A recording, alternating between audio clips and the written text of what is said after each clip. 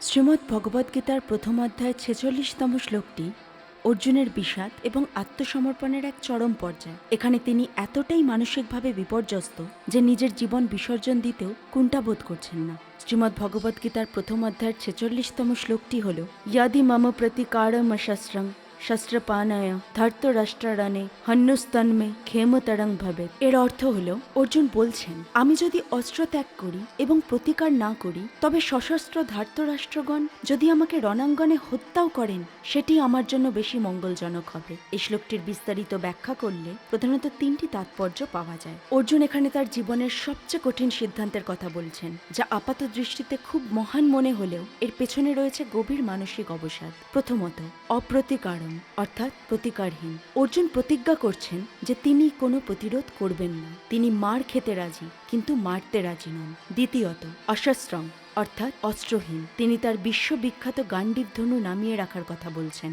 একজন ক্ষত্রিয়ের কাছে অস্ত্র ত্যাগ করা মানে পরাজয় স্বীকার করা, কিন্তু অর্জুন একেই ধর্ম মনে করছেন। তৃতীয়ত, ক্ষেমতরং অর্থাৎ অধিকতর মঙ্গলজনক। অর্জুনের যুক্তি হল স্বজনদের রক্তে হাত রাঙিয়ে বেঁচে থাকার চেয়ে মৃত্যু বরণ করা অনেক বেশি শান্তিদায়ক। তার মনে হচ্ছে তিনি মারা গেলে অন্তত কুলক্ষয় এবং বংশবিনাশের মহাপাপ থেকে তিনি মুক্তি পাবেন।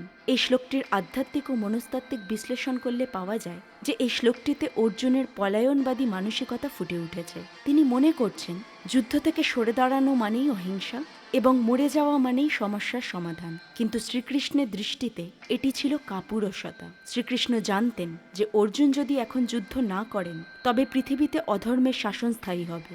অর্জুন কেবল নিজের ব্যক্তিগত শান্তি খুঁজছিলেন, কিন্তু সমাজের প্রতি তার যে বিরচিত কর্তব্য ছিল তা তিনি ভুলে যাচ্ছিলেন। এই শ্লোকটি বলার সময় অর্জুন আর সেই তেজস্বী বীর নেই, তিনি এখন এক শোকাতুর সাধারণ মানুষ।